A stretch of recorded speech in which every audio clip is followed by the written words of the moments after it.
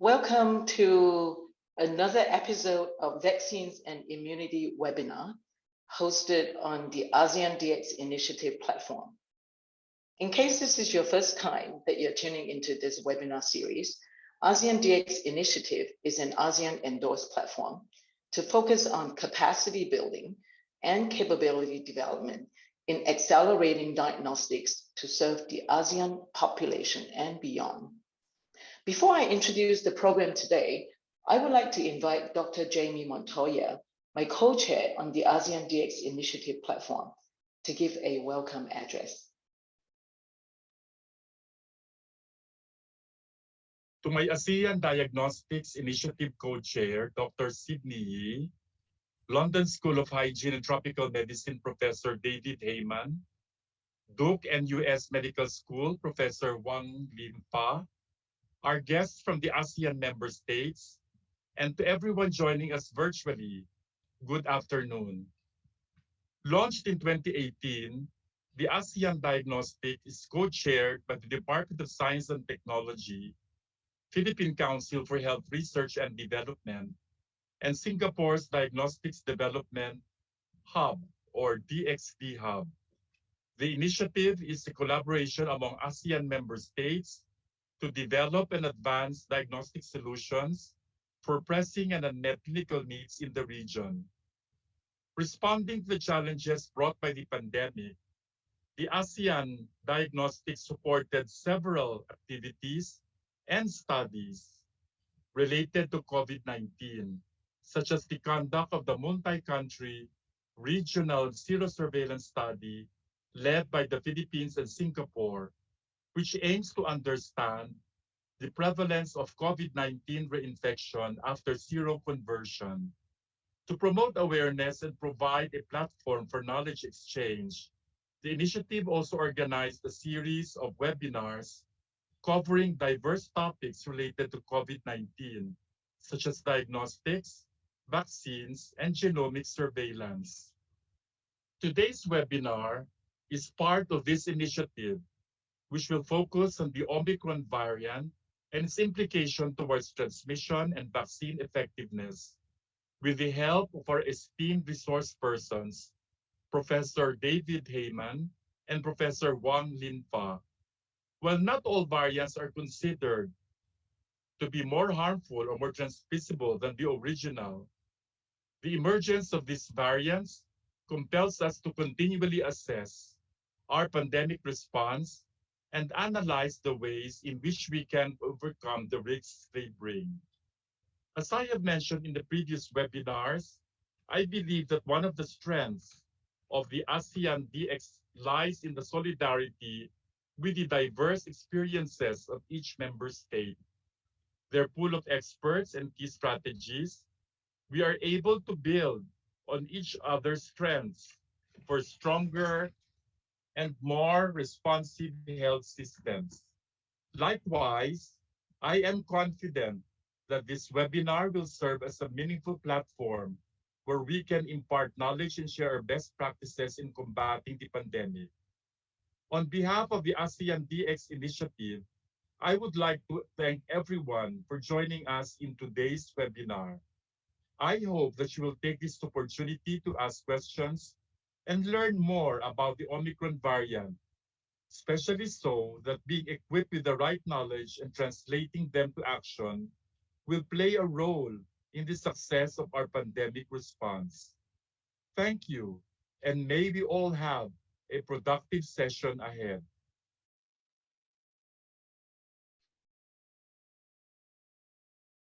Thank you, Jamie.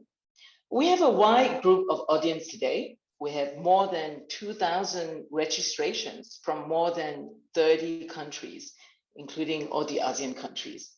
We're really honored today to have with us Prof. Wang Lin-Fa and Prof. David Heyman, who are well-known experts in the field of vaccines, immunity, and public health. They will provide a reflection of where we are in terms of vaccines and immunity with respect to COVID-19 and other outbreaks and pandemics in the past. The program today will start with Prof. Wang's sharing of his personal journey in his career. Prof. Wang will then introduce Prof. Heyman to give a plenary before they start the fireside chat and address questions from the audience. Now, let me start by introducing Prof. Wang, who is known to most, if not all of you in the audience. Prof. Lin-Fao Wang is a professor of the program in emerging infectious diseases at Duke NUS Medical School of Singapore, and also the executive director of PREPARE program at the Ministry of Health, Singapore. He's an international leader in the field of emerging zoonotic viruses and virus-host interaction. He's also a member of the WHO SARS Scientific Research Advisory Committee and played a key role in identification of bats as the natural host of SARS-like viruses. So he's actually known as the Batman. So without further ado, Prof. Wang, please. Thank you, Sydney, and thank you, Jamie. Today I think it's a great pleasure. My role is really eventually to introduce the keynote speaker, so that at the same time I have been asked to share, a little bit of my personal journey. So this is exactly what I'm going to do in 10 to 15 minutes, is really sharing my own kind of journey in the field of emerging infectious disease, and especially for vaccine and immunity. So I'm going to open up with a slide, some of you have seen it, because I said, the task for us to fighting, the current pandemic or future disease X, emerging infectious disease, is very challenging. So I always refer to this, a quote from the former Defense Secretary Donald Rumsfeld, fighting terrorists, because terrorists and the virus are similar. They're in the dark, when they jump out, can be, detrimental. But we are fighting three types of, viruses: the known knowns, the known unknowns, and the unknown unknowns. So I always say, it's kind of sad, where we are right now with COVID-19, because COVID-19, SARS-CoV-2, the causative agent, is actually a known unknown. So personally, different from Professor Heyman, I was trained as a non-infectious disease person, as a biochemist, So I was fortunate enough to switch to infectious disease in 1990, and in my 30 years of career, I was fortunate enough to be able to be involved in fighting 6 of the major emerging zoonotic viruses, and all of them, we believe, came out of bats. So from the Hendra virus, really in 94. So that one, has a case fatality 70%, and Nipah virus same. And then SARS-1 and MERS, Ebola, and COVID-19. So when Hendra emerged as a paramyxovirus virus, can have such a case fatality, that is the unknown unknown. But we learned from Hendra and used the reagent of Hendra to fight Nipah, and then Nipah is a kind of a known unknown, right? So SARS is the unknown unknown for coronavirus, and then MERS and the COVID-19 becomes the known unknown. So in theory, we should be able to do much better with known unknowns. But here we are, right? So with the variants of concerns, especially, Delta and Omicron, we're facing with a huge challenge of what we call this immune escape. Because most of the developed nations, at least, we're supposed to enter into something called herd immunity that David is going to go much more detail. But unfortunately, looks like we have not achieved that, because we're still seeing pretty, large numbers of reinfection and vaccine breakthrough infections. So it means that either the vaccine is not good enough or something else we need to do, right? So as early as April last year, John Cohen, who is a very respected journalist from Science, wrote this excellent review, and the title is The Dream Vaccine.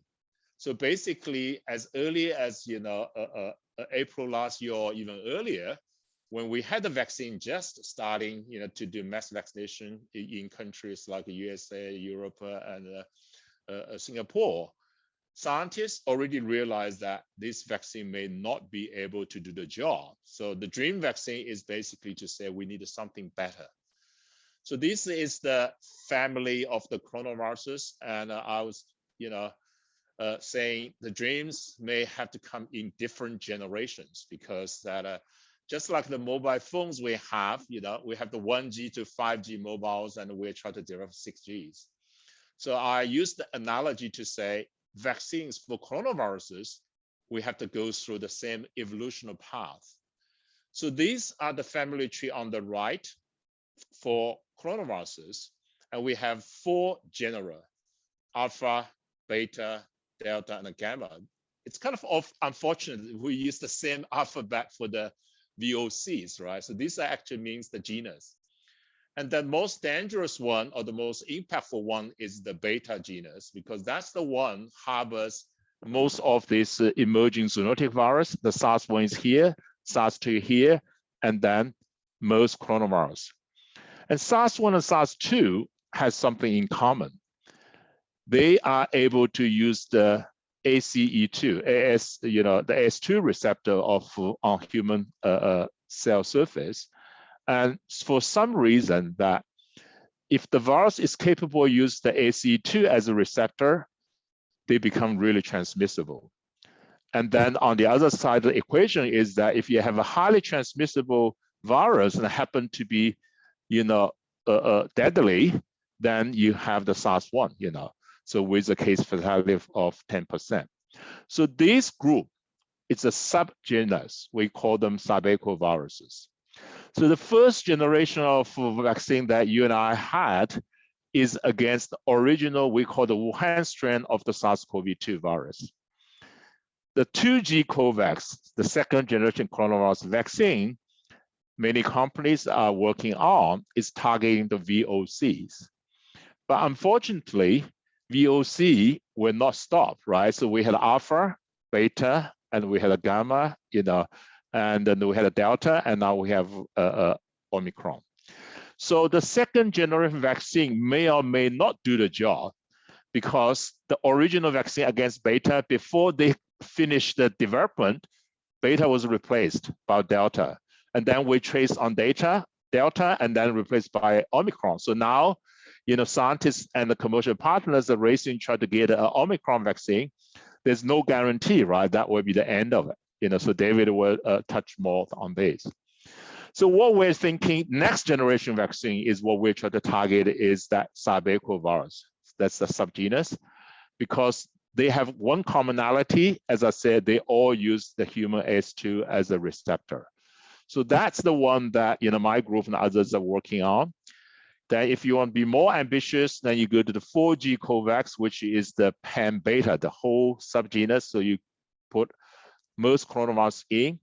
And then the ultimate one is the 5G COVAX, which is the pan-coronavirus that is including everyone, including, of course, the future emerging coronaviruses.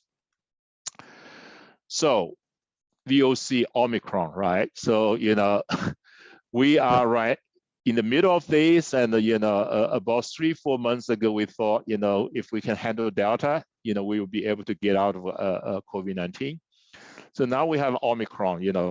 I don't have the time to go into the data, but it's clear that Omicron is more capable than expected or predicted in its ability to escape the neutralizing antibody mediated immunity. So even with the mutations that accumulate in Omicron, it still does not explain why they are so potent, in terms of their ability really to escape the immunity provided by prior infection, with either original virus alpha or delta, or with vaccination. I'm sure you now surrounding whether no matter which country you are, you have colleagues and friends, they got infected regardless of what vaccine they take and regardless of how many doses. I personally know people have been infected and the 3 doses Pfizer and still get Omicron infection. Okay, so of course, 3 doses of vaccine will reduce the disease and the chance of infection, but it's not a complete protection. Now, the question is, can we succeed in making a something vaccine? So it's a dream to making a pan-something vaccine. And the number one is a pan-flu vaccine, right? We know, flu is still the number 1 infectious disease in terms of, mortality, economic loss, and the human suffering. So I always say, if somebody can develop a pan-flu vaccine and if can really work in the real world, then that person deserves 2 Nobel Prizes. The impact will be huge. Closer to home, right? In Southeast Asia, Singapore, our neighbor countries, dengue is the #1 kind of infectious disease, and to develop a vaccine against dengue obviously has a huge incentive, both economically and for public good. But you need to have a pan-dengue one. If you have a dengue vaccine for serotype 1, not good enough. You have to cover all 4 serotypes, and it still remains a dream. Then I already said, right, pan-coronavirus vaccine is the 5th generation vaccine. It's a dream we are still hoping to achieve. And then I put in, a little bit of less ambitious, the pan-sarbecovirus vaccine, and we think we are close. We have data to demonstrate that can be done. But personally, I actually was the first one developed a vaccine, which is pan-henipavirus vaccine. Remember, in the first slide, I gave you the 6 different, bat-borne virus. We had the Hendra virus in Australia, Nipah virus first discovered in Malaysia, Singapore, and now, we have discovered Nipah virus in the Philippines, Bangladesh, India, and the bats, even in West Africa carries similar viruses. We actually accidentally, developed a vaccine which is pan-henipavirus. So these are the known henipavirus outbreaks. I worked on the virus, the Hendra virus that we named, and then the second virus, Nipah, and together is in the genus called the henipavirus. Again, I named that genus. So these are different viruses in different geographic locations, but they have one thing in common. They are bat-borne, so it's a bat origin, and they all need an intermediate host, except in Bangladesh, we think that there is a human-to-human transmission possible. So the case fatality is high, right? 60, 80, 40, 70, So in Australia, we worked very hard trying to develop a vaccine that, can prevent future Hendra virus outbreak. But as you know, to develop a human vaccine, based on like 8 human cases, is kind of very difficult to justify, and no, farmers will come in. So I went to the Pfizer Animal Health in those days, and it later became Zoetis, try to convince them to make a One Health vaccine. So use this One Health concept is we try to develop vaccine for horses, especially the expensive racing horses, they're worth like $500,000 each. So we can killing 2 birds with 1 stone, make a vaccine for horses to save the horse, but more importantly is to prevent that transmission to human. Okay, so we succeeded in that, and it was the first licensed vaccine against any biosafety level 4 agent, and initially it was the equine sort of vaccine for horses. But through the animal models, we discovered that the same protein-based subunit vaccine, without any change, it protects against Nipah virus 100%. So now, just to fast forward, 10 years later, CEPI has funded many different projects to develop vaccines for Nipah virus, for human use, and the front runner is the subunit vaccine. So this is interesting, right? You use the Hendra virus soluble G vaccine to protect against Nipah. They even don't bother to use the Nipah soluble G because there's no need. So I just finish up, this is all in the context of pandemic preparedness. And I always say, you have 3 different ways, you can do that. One is pre-spillover, right? So you do animal-human surveillance, try to really do prevention and a prediction. The second is early detection, early warning. And then you really have to go early, like, for COVID-19, unfortunately, if we acted together internationally in early December, in Wuhan, then we will not be here today. And then the last, of course, like we are doing for COVID-19 is the countermeasures, right? Rapid development of vaccine and therapeutics, but I consider that as response, that is the least favorable approach, but it's required. So in that context, I'd like to introduce the PREPARE program, just as a government funded in Singapore. and I have very privileged to be asked to be the founding director. So it's a program for research in epidemic preparedness and response. And really, very clearly our overarching objectives is try to really build up our capability, platforms, and expertise during peacetime so that we can fight ready to do all three levels of pandemic preparedness. And it has 5 pillars of research, and I have 2 core facilities. Okay, so that remains for me to really introduce that we have a One Health conference later in the year, and I hope that many of you can come. And the main task is to introduce our plenary speaker. This is the photo when I met David, so many years ago that he was really just came out, in charge of the coordination of the WHO SARS response. And it was in Perth. So I was introduced by 2 Australian professors, John Mackenzie and late Professor Aileen Plum. Both play a very important role in the SARS, response. And David really needed no introduction. And David asked me to go very, very simple. So I just list, even just to go through the list of, his current, roles. It's a lot. So I'm not going to read through this. But what I try to say is, I have been quite successful in my career just dealing with backbone viruses, but David is like everywhere, right? He's the pioneer for Ebola, polio, HIV, SARS, and on top of that, many, many other pathogens. So I recognize, I always treat David as the pioneer who is still fighting in the front line and is a really kind of role model for us all. So with that, I'm going to hand the floor to David. Thank you, David. Thank you very much, Lin Fai, and it's really a privilege to follow you in speaking, because you really have developed the basis of what I will speak about later on. And I'd also like to thank Sydney and Jamie for having invited me to participate in this meeting today. I'm going to share my screen now, and I'm going to talk with you about the SARS coronavirus 2 and other coronavirus infections in humans, and also try to show you the importance of diagnostic tests in SARS coronavirus 2 and in other outbreaks as we proceed through this presentation. So thank you again for having invited me. And Lin Fai, I'm sure that the PREPARE program in Singapore will bring us what we need for the next pandemic. So I just give you a thanks in advance for all of the work that you will be doing to help keep global health security where it needs to be.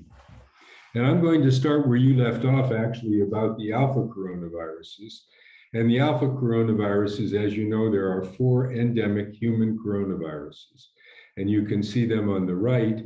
And you can see the origin is in rodents, in either bats or thought to be in mice or rats. And then there's an intermediary host, at least in 2. And these endemic coronaviruses have seasonal peaks in the winter months in the northern hemisphere when people are indoors and closer together. They cause a mild disease, a common cold really, and the elderly are hit the most. And I'd like to concentrate on just one of these, the human coronavirus OC43, which is thought to have come from a rodent into cattle, and then from cattle into human populations. And there's a very interesting study that many of you will want to read by Vegan et al., which talks about the molecular clock analysis that they did looking at human coronavirus OC43. They took all the known human coronavirus OC43 specimens in laboratories that they could identify, and they genetically sequenced them. And from that, they calculated a rate of mutation from the 50s onward to the 2000s. This was done just after the SARS outbreak in 2004. They then took that rate of mutation and used it to go backwards to a time when they believed that this virus, OC43, would have been the same as an emerging OC43 virus from cattle. And they came to a period of about 1850 to 1900. At that time, in 1892, there was a major epidemic or pandemic of influenza, or what was called influenza. This has been called the Russian flu. It's been called various flus. But it had 1 million deaths worldwide in a world that only had probably less than 2 billion people. So it was quite a few deaths at that point in time. And there were neurological symptoms.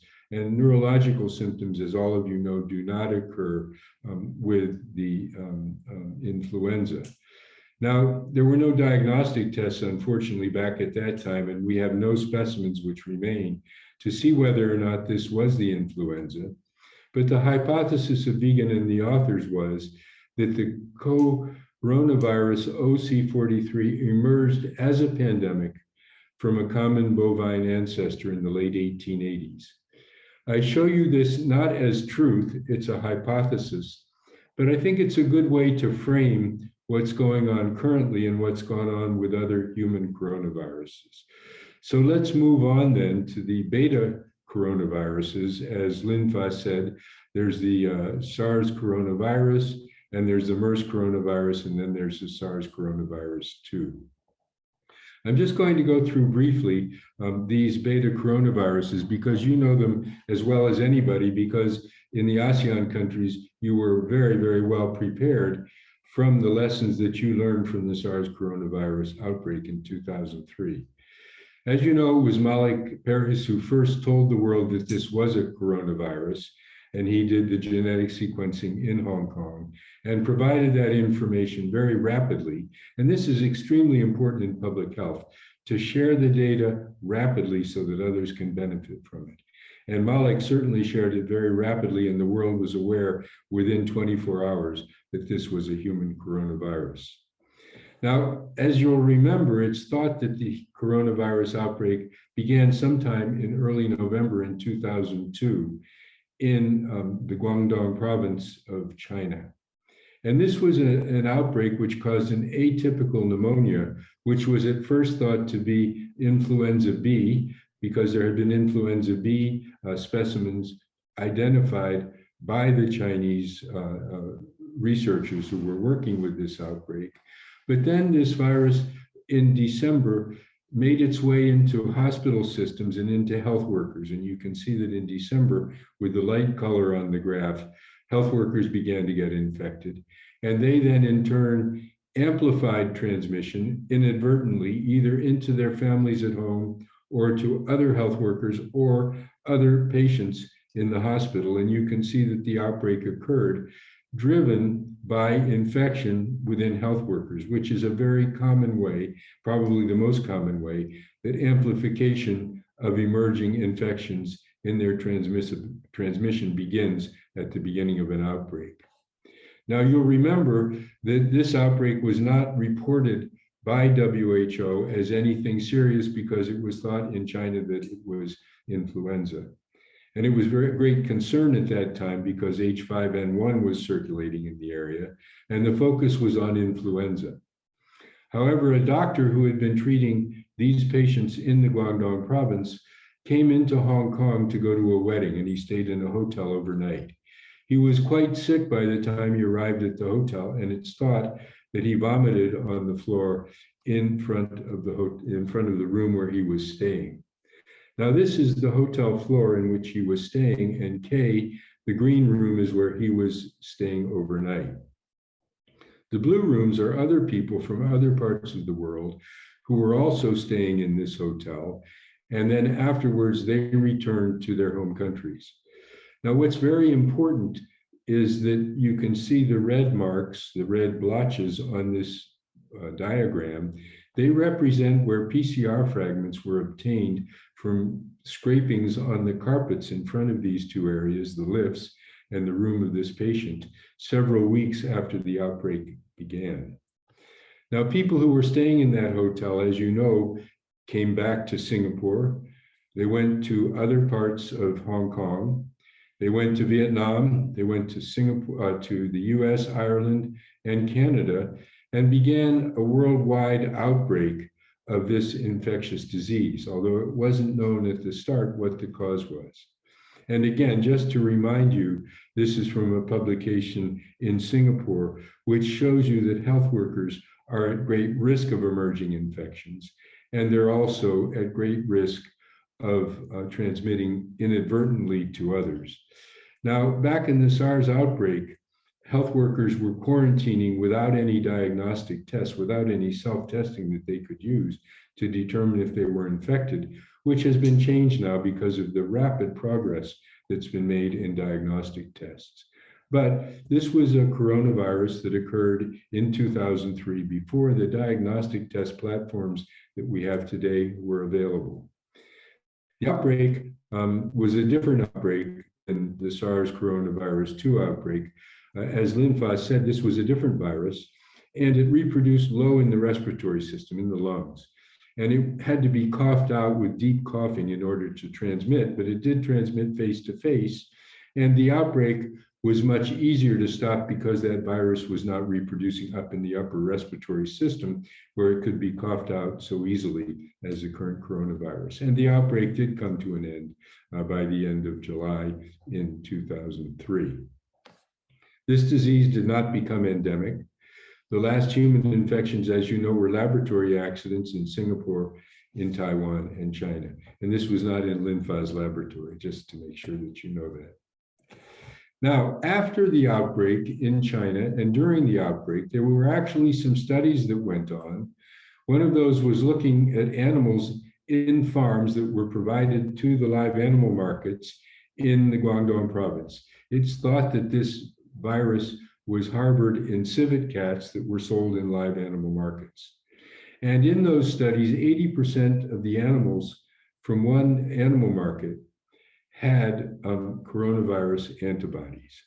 At the same time, looking in the community and in the markets where there were live animals sold, 13% of the animal traders had antibody to coronavirus, not SARS, just to coronavirus in general, compared to 1 to 3% of the population.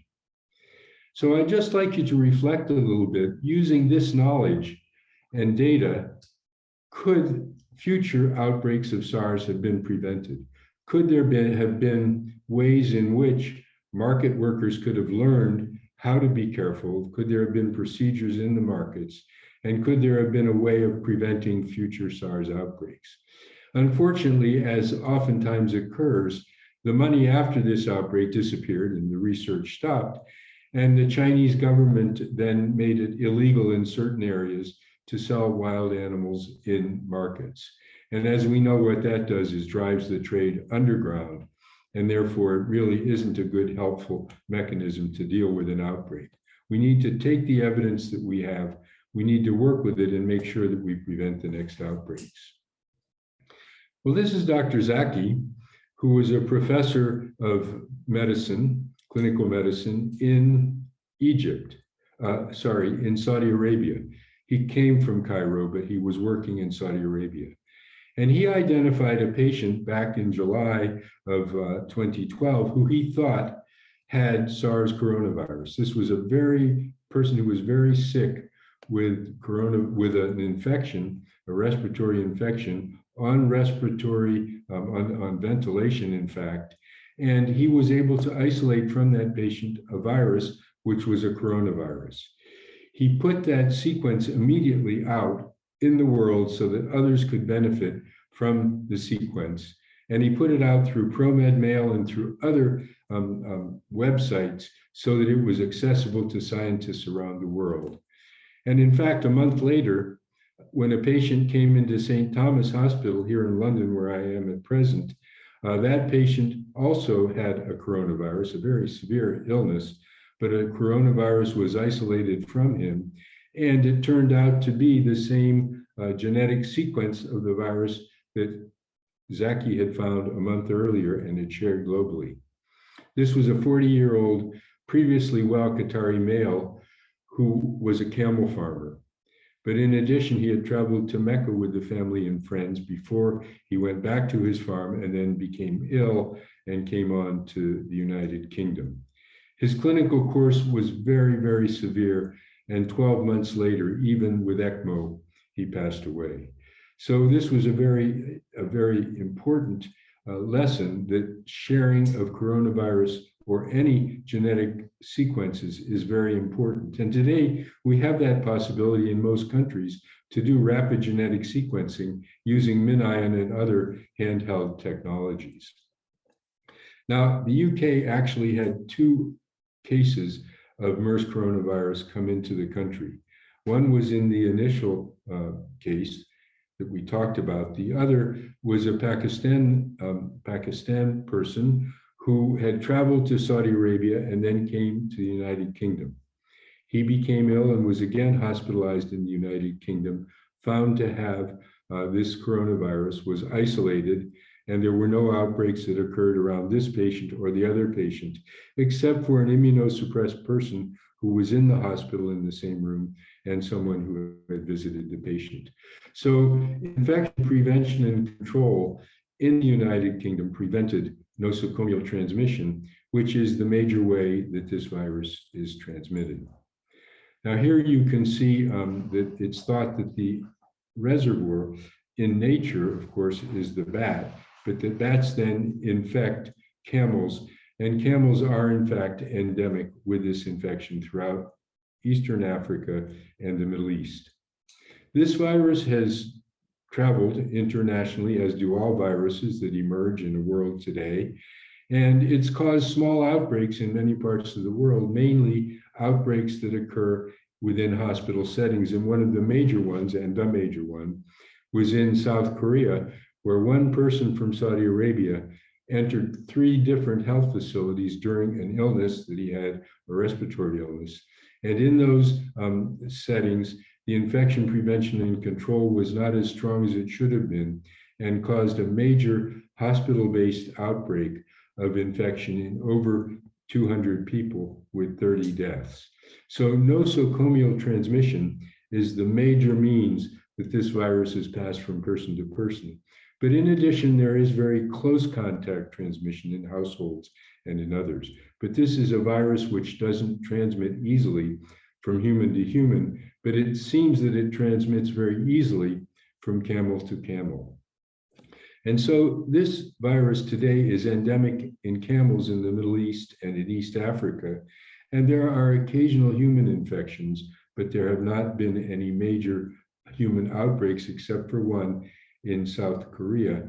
And this virus does not appear to be yet, and hopefully will not become endemic in humans. So reflecting about this and thinking about what Lin-Fa said about the importance of One Health and One Health in vaccinology, where should a vaccine be developed and used for MERS coronavirus? Well, there have been some camel vaccines that have been developed. Unfortunately, they're not being used by the camel farmers because they're too expensive for them to use, and they don't feel that it's necessary. And it's not clear whether the virus would actually stop nasal carriage of this virus in the camels. So there's still work to be done on this, but thinking of it in a One Health manner, as Lin-Fa said, is very important. And there are diagnostic tests for this, but again, the most important test that people are using is genetic sequencing and the PCR. Now, let's look at the pandemic today.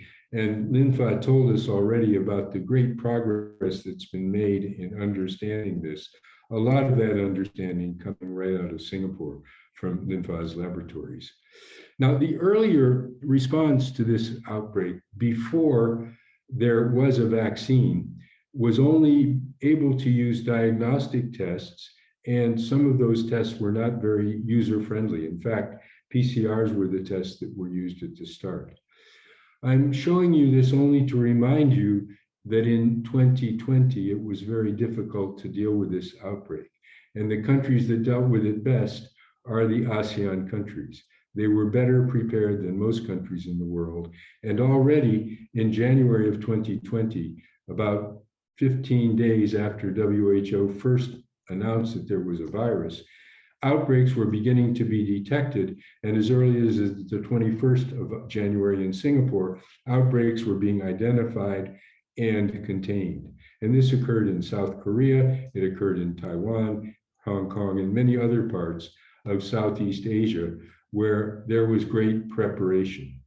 And then countries chose different measures to use with their non-biological interventions, but many times they included just locking down the entire community and at the same time using others measures such as wearing masks to prevent others and school closures, etc.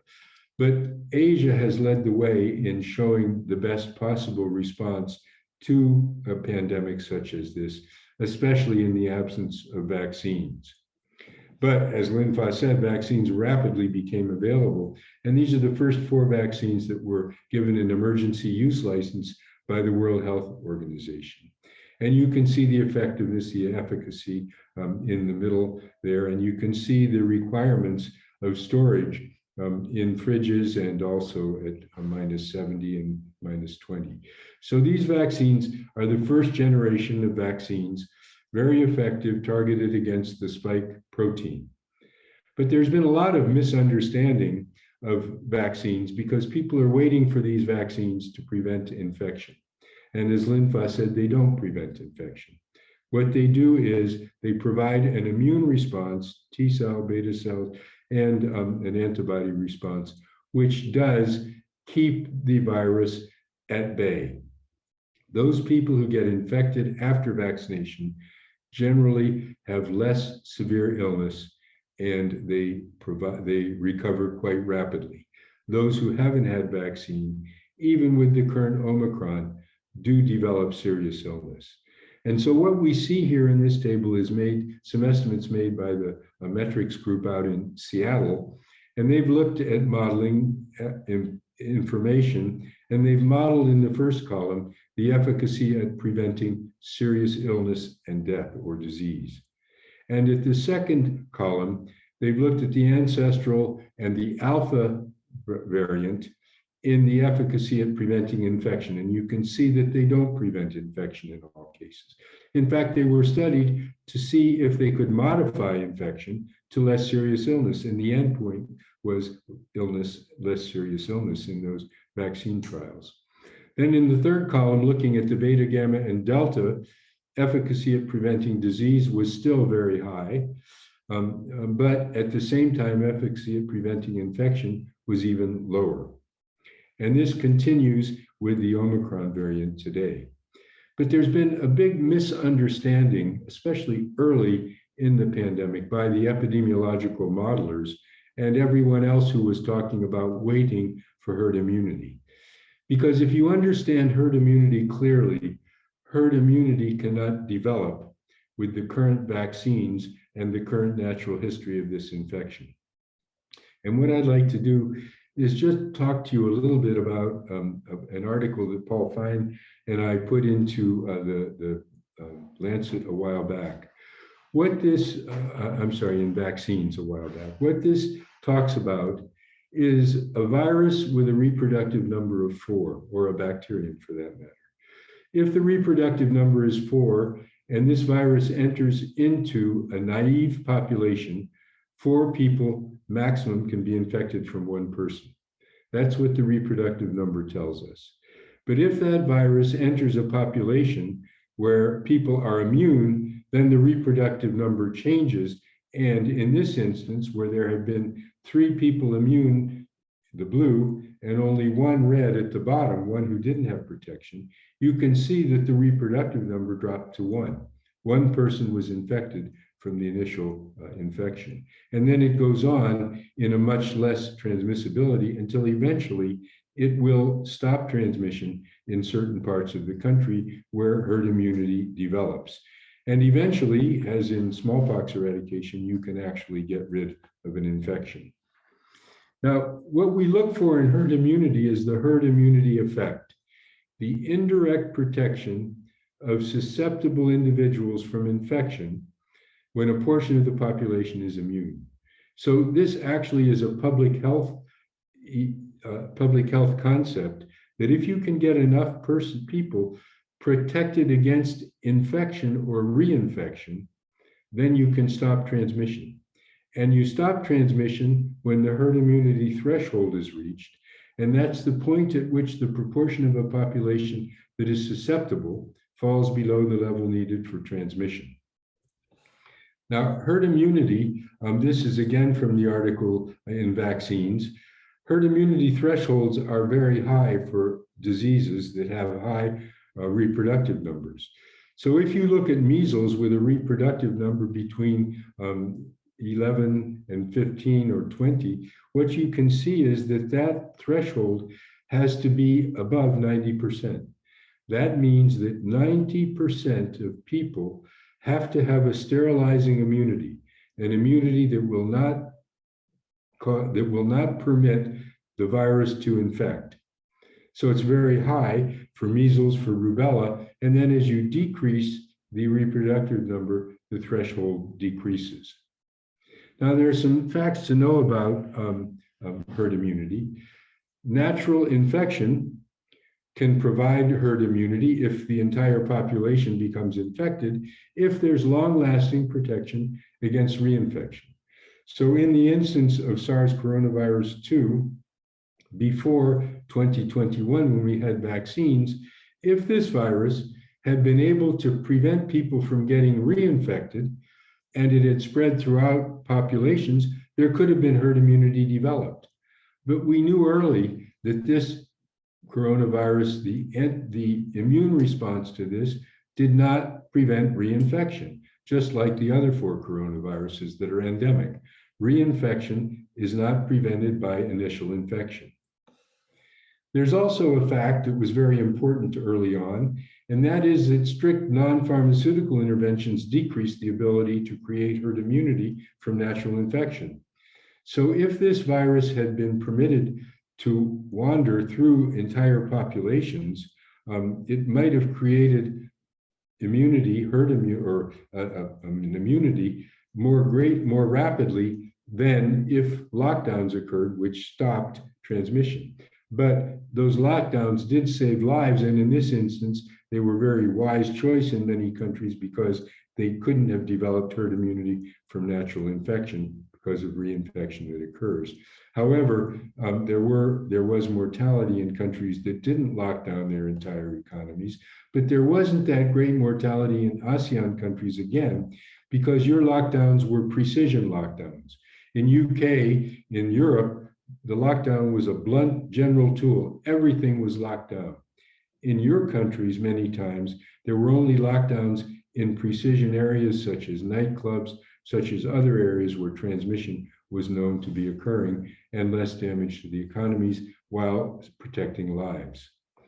At the same time, for herd immunity, vaccination must provide long-lasting protection against infection, and then it can sustain herd immunity.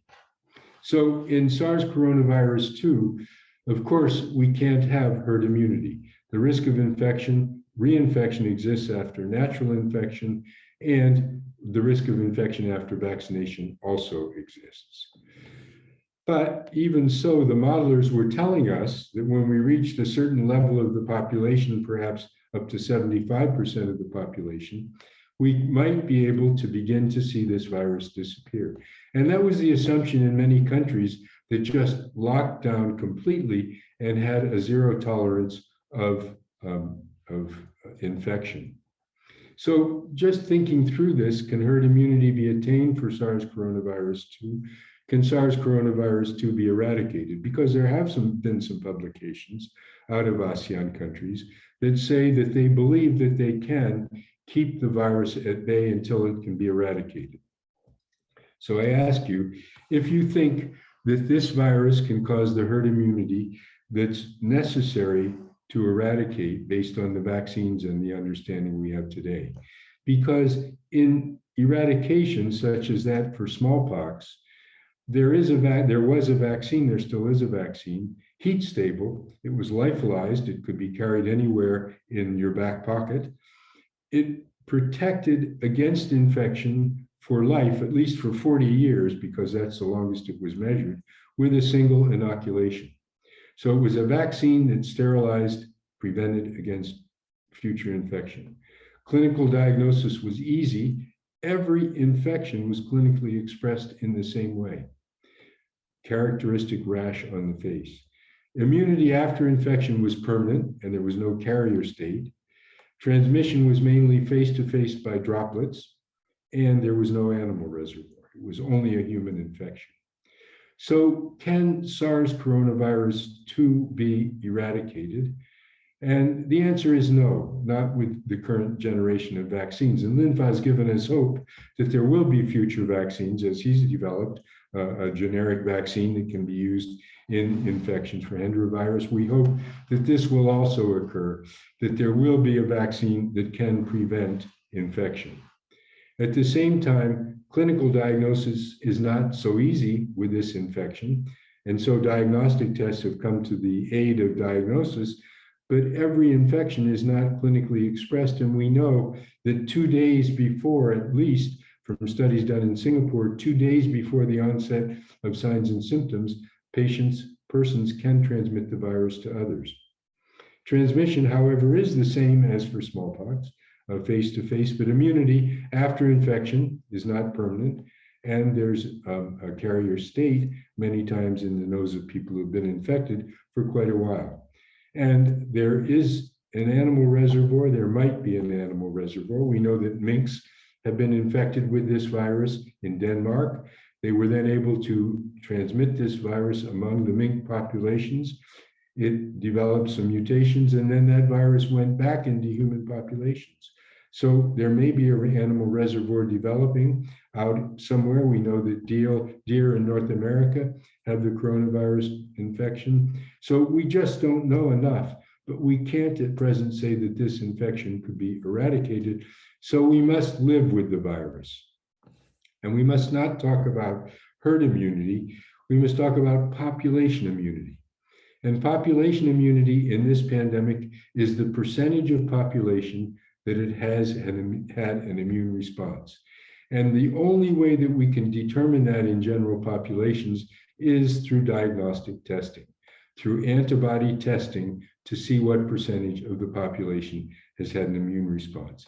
And I know many countries in ASEAN are doing regular antibody surveys to determine the level that this virus has spread within the countries. Natural infection and population immunity and vaccination both contribute to this population immunity because they modify the way the disease occurs in persons, and the random serologic surveys are done in many countries, as we said. Now, this is the population immunity in the United Kingdom as of the 10th of January, when the last major antibody surveys or serological surveys were done for COVID-19. And the presence of antibodies against SARS coronavirus 2 in these random samples suggests that the percentage of adults that would have tested positive for antibodies is estimated to be in England 98%, in Wales 98%, Northern Ireland, and Scotland. So there's a strong population immunity, which appears to be keeping the current coronavirus at bay. Now, the United Kingdom, since August, has decided on a strategy that is transferring the risk assessment and risk management of this pandemic from the government, which did blunt lockdowns to keep the virus from causing serious damage, to the population. By August, there was quite a high vaccination coverage in the country. It had been offered through a trusted source, and many, many people accepted that vaccine. And so when the government transferred the responsibility to individuals, the key to this was self-testing using lateral flow tests. And these tests have been provided free from the government until just recently, in fact, until just last week. And if you wanted to get 6 self-testing tests, you could go on the website, you could get a number, go to the pharmacy, and get your free tests. And these were used by the population. For example, before Christmas holidays, when people would go to the homes of other people, they would test to be sure they weren't carrying the virus, especially the Omicron variant. And there is frequent self-testing going on. My wife and I were invited last week to a dinner on Friday evening. The hosts asked us to be sure that we did a self-test before we came. At the same time, in the UK, there's continued mask wearing on public transport and in many shops that still require people to wear masks. although it's optional, but most people are wearing masks to protect infection from others. But this is only possible to transfer the management to people if the government has in place the systems it needs to be sure of what's going on. And so they have influenza-like illness surveillance in the UK, as you do in all ASEAN countries, with genetic sequencing, which can now be done for the viruses, the coronaviruses that are identified in this surveillance system to watch for variants. Stronger public health capacity for investigation and track and trace, surveillance with focus on hospital admissions and death. It's not a good focus to look at how many cases are occurring in a country, because those cases are just the result of screening testing in schools, of hospital testing before admission, a whole series of non-similar testing strategies that make cases not a reliable indicator of what's going on in the country. Hospital admissions are the best indicator, as well as data from death. And in the UK, border requirements for entry have decreased, as you'll all know. So the UK is living with this virus. And as we know, the Omicron virus is a less virulent virus, or at least it appears to be less virulent. But it's less virulent in the United Kingdom, where 98% of people have an immune response that would be expected to keep it at less serious illness and death. So is this really a characteristic of the virus or a characteristic of the population immunity? And it's not been sorted out completely, but clearly the Omicron virus does spread much more rapidly.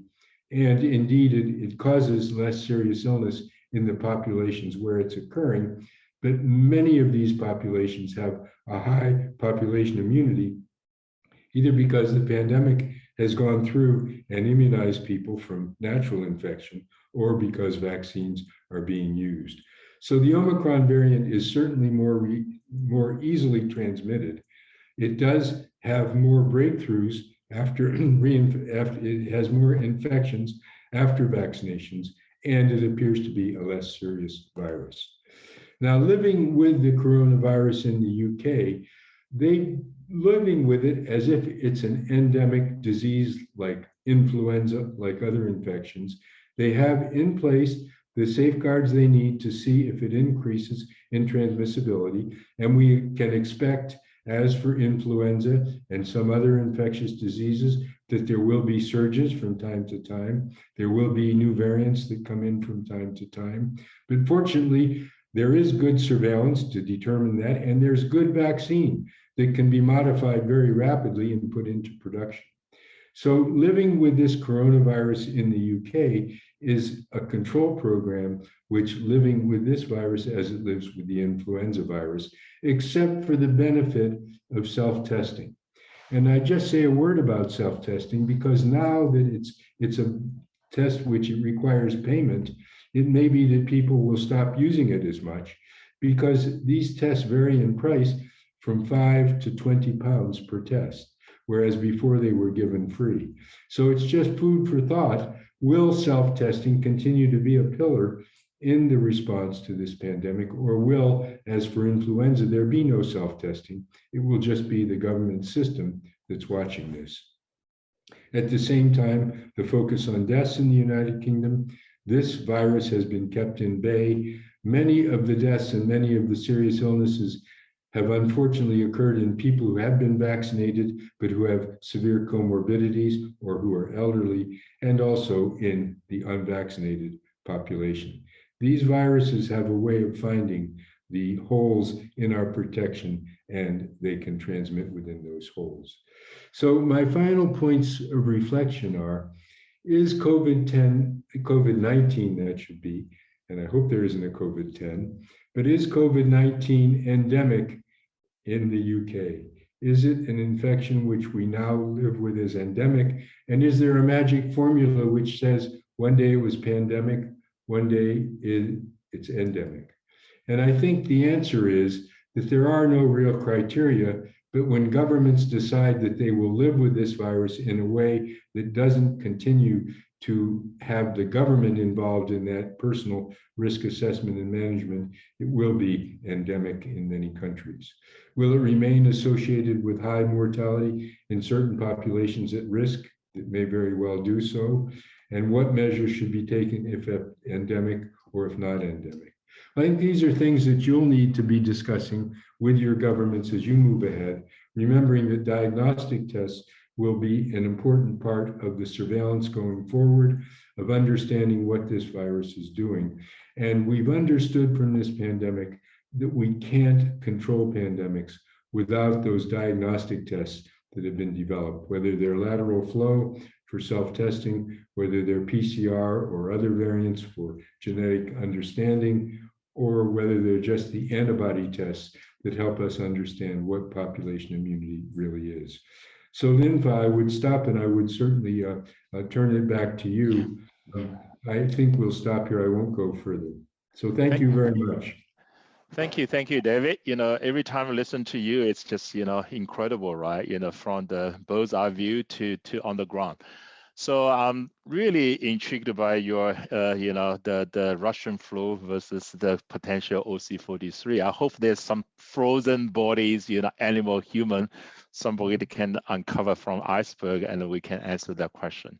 Anyway, so now we're getting to the next section is a fireside chat, and lots of questions, I have to say, and highly interesting. So I'm going to pass the difficult one to you, to David, and I'll pick a few easy ones that I do. But follow on the UK experience, this is, Australia, is trying to do right now to say, government has done it, and we're going to pass this to you as an individual responsibility. So there's a question, I think this is, I think it's very relevant, are we going to be able to do it, considering there's different regions, different, countries, and then like in US and Australia, even within the same country, different state has a different policy. So, you're very international. So I'll put this hard question to you is that as a mankind, how are we going to do that, considering that UK is doing that way, Singapore is doing differently, different states is doing differently in Australia, USA? Well, the purpose of self-testing in the UK was to make sure that the virus transmission was slow, that it didn't just overwhelm populations. Yeah. We don't know what the population levels of immunity are in many countries where the virus has just swept through those countries. It may be very high. We do know, however, that in Australia and in New Zealand, population immunity will depend on the vaccination coverage. And so they've been doing a very important job in getting vaccines to the people needed. And they will now eventually, as we know, be opening up and letting the virus enter, but enter in a slow manner so that it doesn't overwhelm health systems and so that it doesn't select out those people who are not vaccinated, and especially those not vaccinated who might have comorbidities or are elderly. So, it's a big challenge for countries like Australia and New Zealand, but they will accomplish this by high levels of vaccination and allowing the virus to enter slowly so it doesn't overwhelm their system. But, deciding whether they will do this is the risk tolerance that a government has. The risk tolerance in the UK, after they offered vaccine to their entire population, appears to be, we've given you what we could, it's now up to you, and if you haven't benefited from what we've given you, then you are at risk. That's what government appears to be saying in the United Kingdom. The next question, I'll combine two questions. One is that, do you think we're going to need to do third, fourth, fifth, doses? And are the current vaccine good enough, or we need to do better vaccines?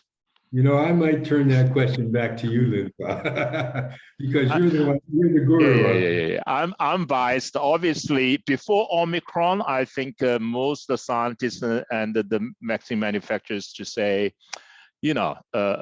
boost might be sufficient, and whether we need to do annual boost or not depends on which country you are and what's the infection rate. So, but after Omicron right now, I think most people believe that, and also I think is Omicron the last one, right? That's the title of today's discussion, and most likely there'll be other variants. So I think just to play safe, I think the answer is yes, we do need a better vaccine, and also hopefully that vaccine will prevent SARS-3 and SARS-4 as well. So that I'm biased because I'm working in that area, right? And then the crystal ball question that we always have is that, okay, we had a SARS-1, SARS-2, we had a MERS. What's the most dangerous disease X, right? Is that going to be a virus? Is that going to be influenza? Or in the context compared with AMR? So that one, I think you can I would pass that to you, emerging viruses versus different viruses versus AMR. Yeah, well, Linfa, I've always been interested in the benchmarking that's done with the 1918 influenza pandemic. Yeah. Because everybody benchmarks pandemics based on that, which occurred in really a different period of time. There were no antibiotics to treat bacterial superinfections, which must have been the cause of much of the mortality from influenza from that virus, in addition to the fact that it was a very virulent virus. But, benchmarking to that pandemic has misled us in thinking that all pandemics will have extremely high mortality. We're very fortunate, at least as a population in a world of 7.7 billion, for the small number of deaths which have occurred from SARS coronavirus 2. They're a very high number of deaths if they've involved our family or friends. But in the end, if you look at the population overall, there's been a very small number of deaths reported from this infection. In fact, in Africa, there have been very few deaths at all in sub-Saharan Africa, as you know. So, it's not clear what is in the future for us, but I think we've had enough experience with several different influenza pandemics and this SARS coronavirus 2 pandemic that we've learned a lot. We've learned that these pandemics so far have not been those that have killed so many people as was occurring in 1918. And we might rest it now with the tools that we have, the rapid ability to develop diagnostic tests, to develop vaccines, and the antibiotics that we have to treat superinfections. We may, in fact, be at a place where we can deal better with pandemics in the future if we can keep all of things going on. But as you said, right now, vaccines are a very important factor in antimicrobial resistance. And nobody seems to be realizing this. Everybody is saying we need new antibiotics. We need new anti-infective drugs. What we need is vaccines that prevent the infections so that we don't need to use antibiotics. I believe no clinician that is on this, if there are clinicians on this talk, have ever treated pertussis with an antibiotic because there's a vaccine that prevents infection. The same with diphtheria. So we've got to incorporate our understanding with rapid diagnosis, with vaccines, with other things into the AMR agenda moving forward. Even a simple diagnostic test to differentiate between a virus and a bacterium would be a major step forward. Yeah, okay. So there is a question that not too relevant to today's, but about the origin of the virus, because I work in this area. I thought I at least should address that in early days of saying this is a man-made virus, and now 2 years later, and I think because it's a little bit politics involved, so I think scientifically, I just refer to the audience that two things that you need to pay attention. One is that Science did organize a forum last September, 4 panelists, and I was one of them. So if you want a detailed discussion, there's a 1-hour podcast if you get into the Science webpage and on origin. The other thing is that a Nature paper coming out recently is that the Pasteur Institute with scientists in Laos discovered a bat virus, a live virus, has the same receptor binding domain. So for those of you in the audience, if you're not familiar, the spike protein where we made a vaccine, and then the function domain we call the receptor binding domain. And I always use the analogy to say that's the key to open the door to enter human cells, right? And the locker is the ACE2 receptor. So that key, the RBD from this naturally occurring virus in a cave in Laos is identical to the Wuhan virus. And the Omicron virus, that's a human virus, has 15 amino acid difference. So basically, I think, as far as that part, the natural origin from bats is resolved. Okay, so I don't want to go any further than that. So then the next question I think is for David, again, it's a tough question because vaccine-induced immunity versus natural immunity. And, for COVID-19, the good or bad is the infodemics, right? Everybody reads on social media. And then the concept say, oh, don't forget about the vaccine because it's much better to get infected. And hence, we should have Omicron parties, So David, that's a hard one. I'll pass to you. Well, yeah, I don't think we should have Omicron parties. And one of the reasons is we don't understand long COVID yet. Mm-hmm. After infection, like for mononucleosis, like for many other viruses, there is a long period of recovery in some people. Up to 1 million people are thought in the UK to have this long COVID, which we don't yet understand. So it would be wrong to just go out and say, I'm going to get infected with the Omicron virus. In fact, Linfa, I had 2 doses of vaccine. I had a booster, and I did have Omicron virus. I got it from my grandson. I had a very mild infection with a headache and a sore throat. But these vaccines are not protecting us against infection. Mm-hmm. Yeah. Okay. Yeah. So you are another example of three doses and then still have Omicron. Yeah. Yeah. Okay. Yeah. So I have professors and my staff members in the team also have that. Okay. So the next question that I think I will handle that is there a possibility of having another variant, but this time is mutated from an animal and spread to the people, even if the genes were not a match? So David already addressed that, the mink early days, in Europe, Netherlands, and others, Denmark, you have the virus. Clearly, what we call is the spill back, right? Spill over is animal to human jump, and then human to animal, we call spill back or reverse zoonosis. So that virus went to, naive population of mink and actually caused some disease in the mink, and the virus mutated, and then we have a new variant come back to human. So that's definitely possible.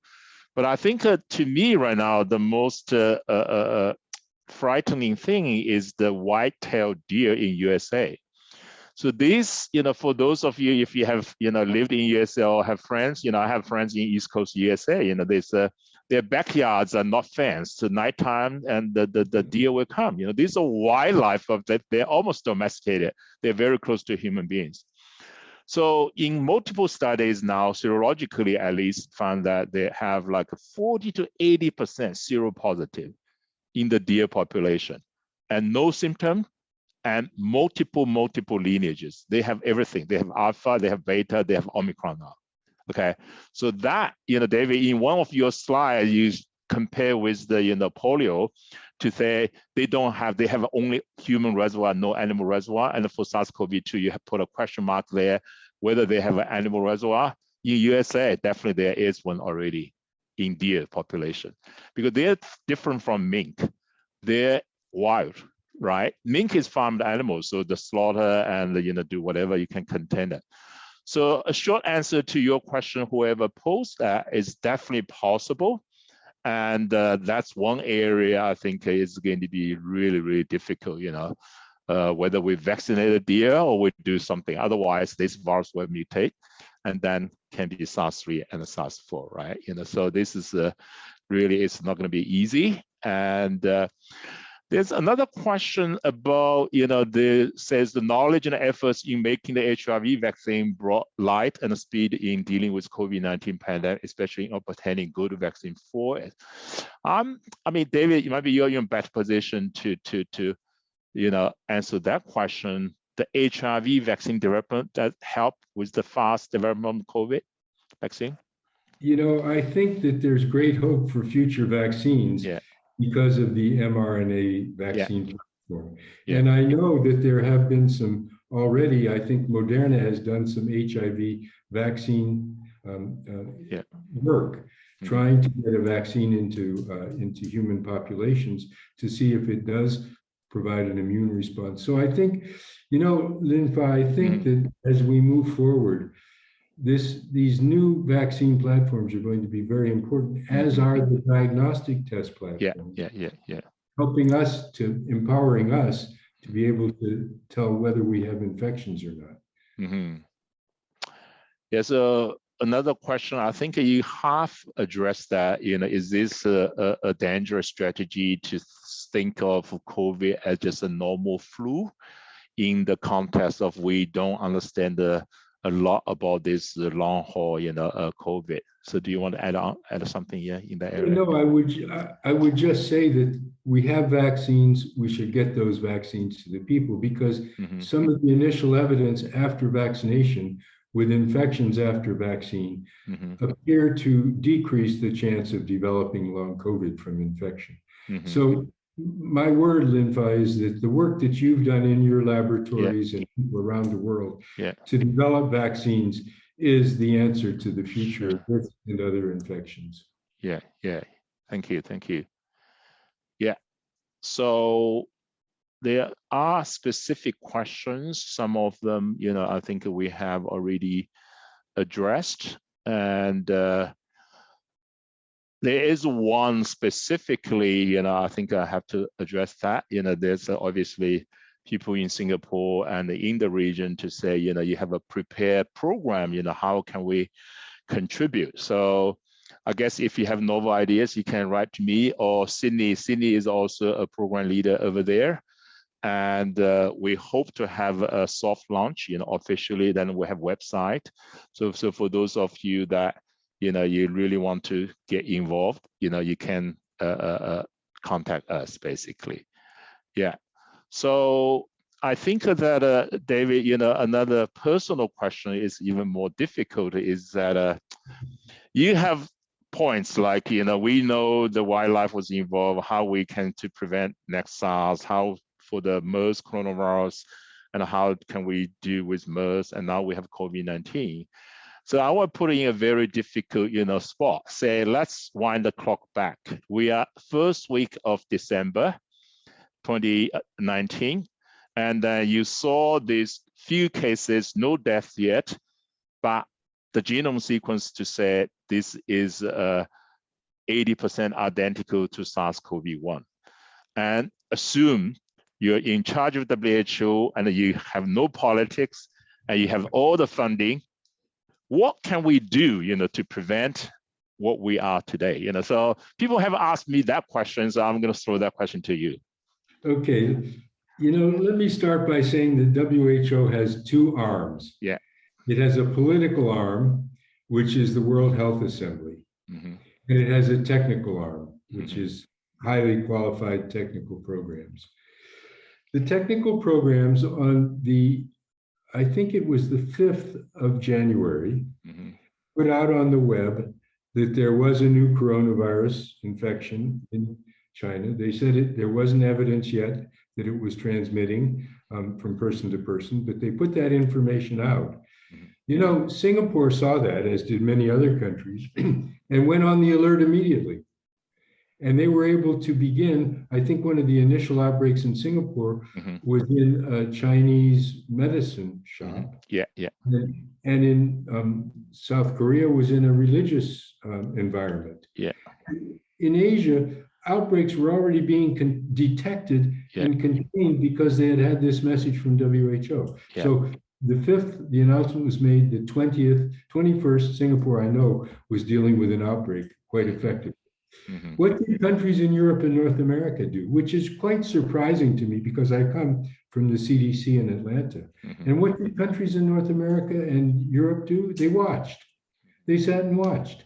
They didn't look to see if they were having outbreaks, or at least if they had them, they weren't responding to them early on. And really, the response in Europe didn't become until about a month after the outbreaks were already being fully contained in Asia. So I think it's a matter of Asia was in the ahead because of their experiences with SARS and the lessons they learned and applied. And European countries and North American countries that hadn't had that severe pandemic just were not ready. Even Canada, although Canada had severe SARS coronavirus outbreaks, they just weren't as prepared as were countries in Asia. Why? I don't know. Okay. Yeah, so we do have over 1,000 people participating, and the questions are flowing like crazy. So it's very difficult for me to pick every question. So I do my best. I mean, a hot topic, of course, is vaccination, right? So these are difficult questions, but I'm going to pose to you. You have a go first, and first is that boost shots, right? Is it safe? How many boosts is a safe limit? And then is a good idea to mix the brands and the different vaccines. So I'll let you have a go first. Okay, well, I'll take a go at it.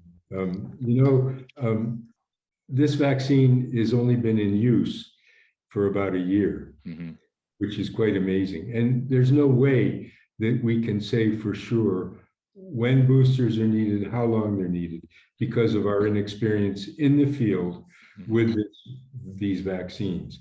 We know that they are effective. We know that a booster was given for the Omicron or Delta and Omicron, and it has been quite effective. Moving forward, I don't think it's really possible to say when and how often boosters might be required, and if they're required at all.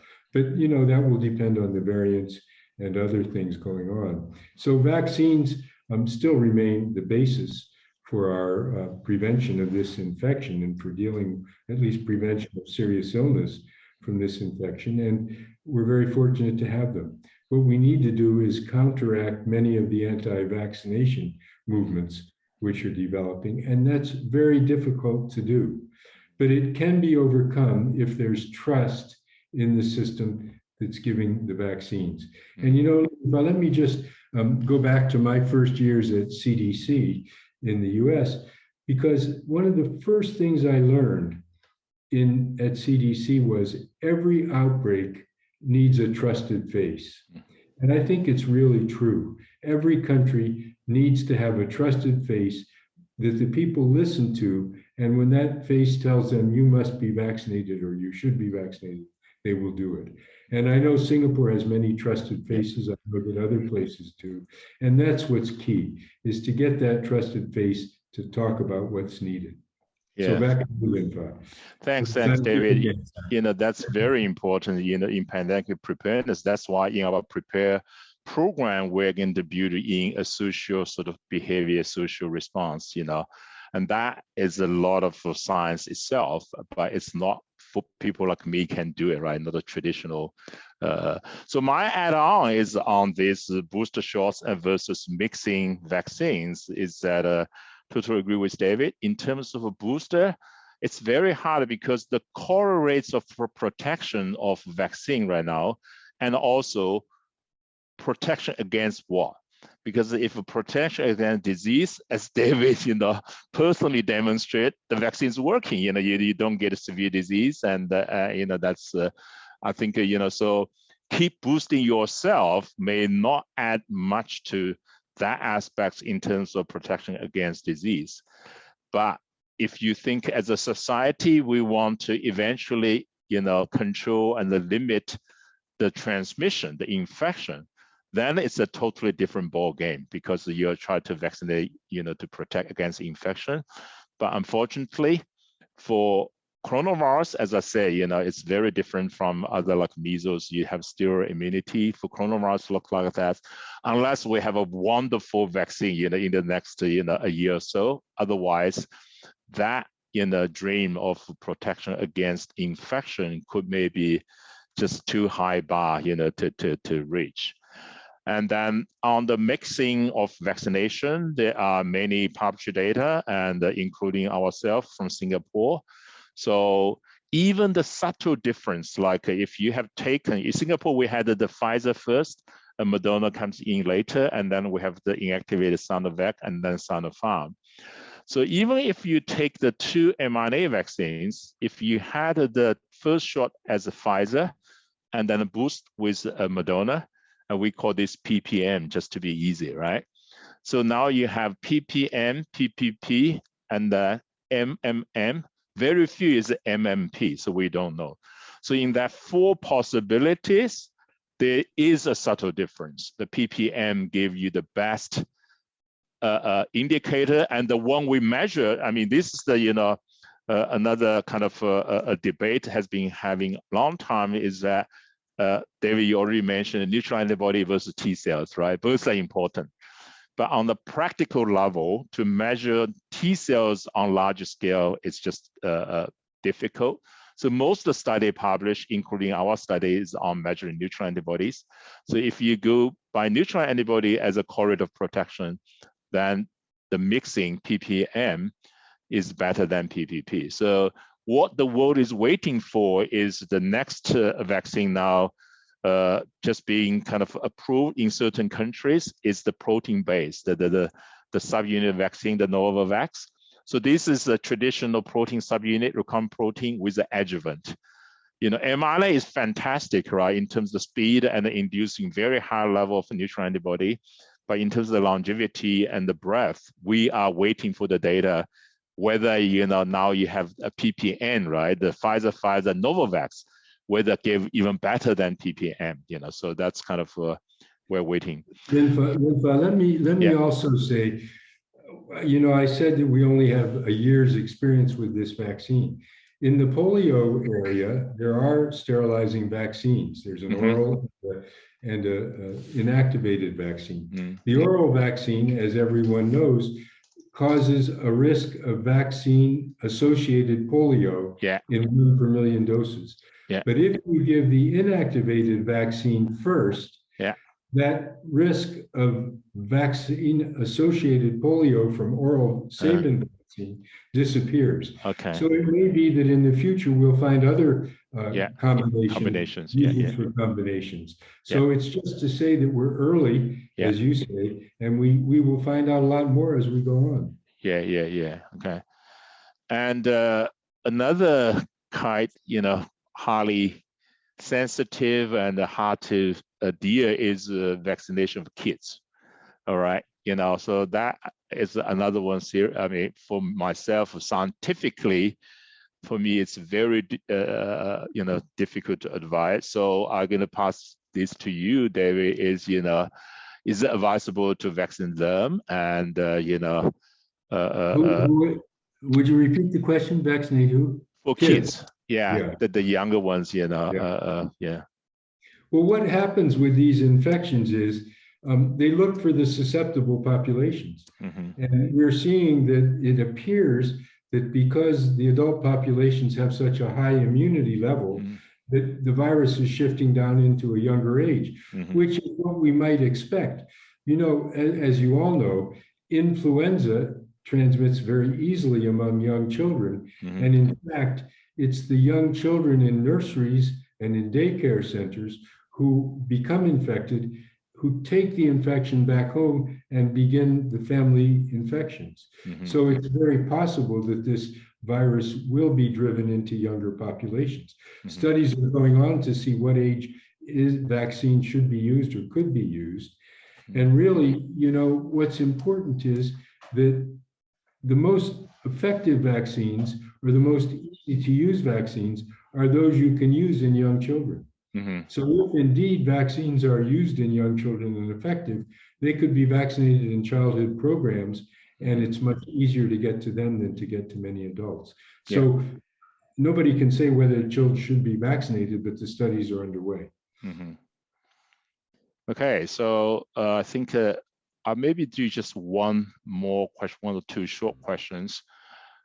I mean, this one is kind of for the public, it's very important, but at this stage of the pandemic, you know, so the question is that, you know, the interventions, you know, vaccine is one, but the non-biological intervention, David, you touched already, you know, disinfectants, you know, better control, mask, you know. So first of all, it's for COVID-19, and also what the lesson we learned for future pandemics, that how do we put weight on the biological versus non-biological interventions?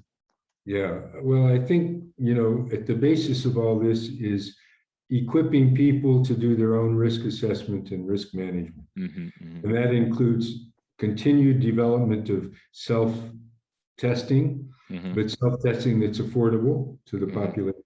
Yeah. And at the same time, and Asia was way ahead of Europe and other countries, other parts of the world in wearing masks. Masks in Asia were worn when people had a respiratory infection as a polite gesture to others. And I think we may have learned that in northern countries as well, that mask wearing when you're sick is a way of preventing infection of others, and maybe it should be used. And it may be that we see in the next 10 years, just as we saw in Asia, when someone has a common cold, they'll be wearing a mask in order to protect others. I just don't know what the long-term outcome will be. Sure. But diagnostic tests, vaccines, and therapeutics are all important in moving ahead.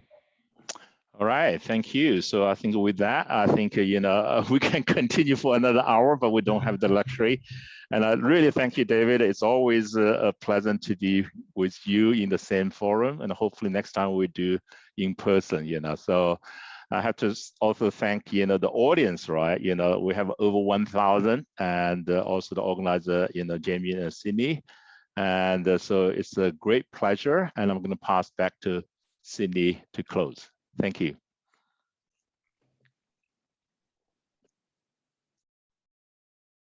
Thank you, Linfa and David, for the very frank and open sharing.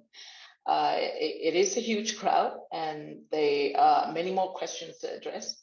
We will also try to address some of them on our ASEAN DX website. Indeed, as reminded by David and Linfa, humanity has been through many outbreaks and pandemics.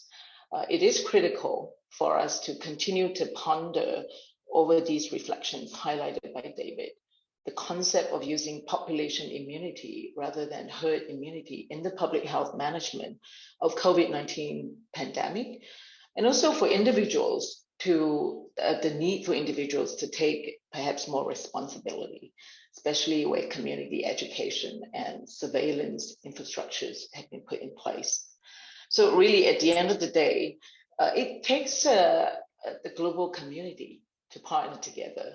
The global initiatives and regional ones, like the ASEAN DX initiative, that to work together, that we can and should work together more closely. In fact, not just during the pandemic, but equally importantly during peacetime, so that we can be more prepared for any future such pandemic or outbreaks. So before we close, as usual, we would like to take to get more some feedback from the audience on what you would like to hear as the next topics on the webinar series. Also, we recently run a survey amongst innovators and industry partners in ASEAN. Training turned out to be a big topic that people were interested in. So the survey is also a way for us to get some sense of what kind of training would be more relevant in the ASEAN context. So finally, once again, on behalf of ASEAN DX Initiative, we would like to thank our esteemed speakers, Prof. Wang Linfa and Prof. David Heyman, for spending the time on the sharing today, and to thank the participants for participating in the webinar today. We're still in the Lunar New Year period. We wish all of you roaring good health and joy in the year of the tiger. Looking forward to seeing you next time. So we can run the survey now. Thank you, everyone. Bye-bye.